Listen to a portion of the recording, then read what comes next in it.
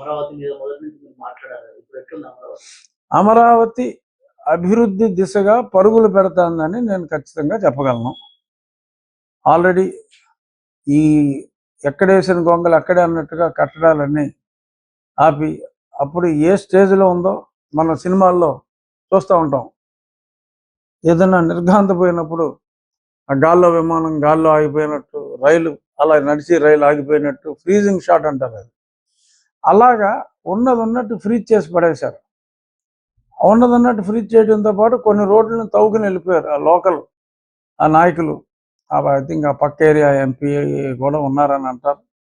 మరి వాళ్ళందరూ రోడ్లు తవ్వేసుకుని, అంటే కాదేది దోపిడీకి అనర్హం అన్నట్టు రోడ్లను కూడా దోపిడీ చేసిన మరి ఘనత వహించారు గత పాలకులు. మరి ఇప్పుడు అన్నిటిని దాటుకుని మరి మొన్న ఒక టీంతో ఆ పాత కన్స్ట్రక్షన్లో అంటే కంప్లీట్ అయిన బిల్డింగ్స్కి ఇబ్బంది లేదు, పునాదుల్లో ఉన్న వాటికి మరి పడవలు వేసుకుని వెళ్ళి, అంటే నీళ్ళల్లో పడవలు వేసుకుని వెళ్ళి వాటి నాణ్యత పరీక్షించవలసిన పరిస్థితి.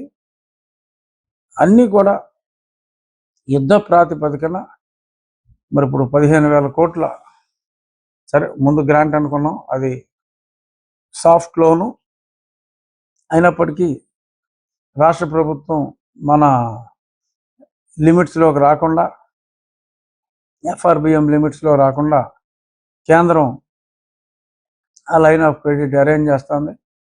ఆ 15,000 కోట్లతో ఇమీడియట్గా వర్క్స్ అన్నీ కిక్ స్టార్ట్ అవుతాయి. ఇంకా ఎంతోమంది గతంలో ల్యాండ్ అలాట్ చేశారు. మేము కూడా చాలామందిని అప్పుడు పట్టణాభివృద్ధి శాఖ లేకపోతే ఫైనాన్స్ మినిస్ట్రీ వాళ్ళ హెడ్ క్వార్టర్స్ ఎన్నో కట్టాలి అనుకున్నవన్నీ కూడా అప్పుడు అభ్యర్థించాం.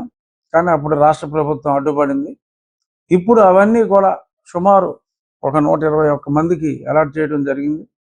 వాళ్ళందరూ కూడా నెక్స్ట్ 2-3 నెలల్లో వాళ్ళ ప్రణాళిక సిద్ధం చేసుకుని, ఎందుకంటే క్యాపిటల్ ఇదే అని కన్ఫర్మ్ అయిపోయింది కాబట్టి వాళ్ళందరూ ప్రణాళికని సిద్ధం చేసుకుని కన్స్ట్రక్షన్ యాక్టివిటీస్ మొదలు పెడతారు.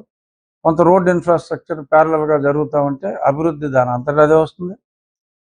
అలాగే ఆ రైతులకు కూడా మరి గతంలో ఒక 15,000 రూపాయలకి కూడా కొనని పరిస్థితి ఉంటే మరి వాళ్ళ సుమారు 40,000 రూపాయలు గజం.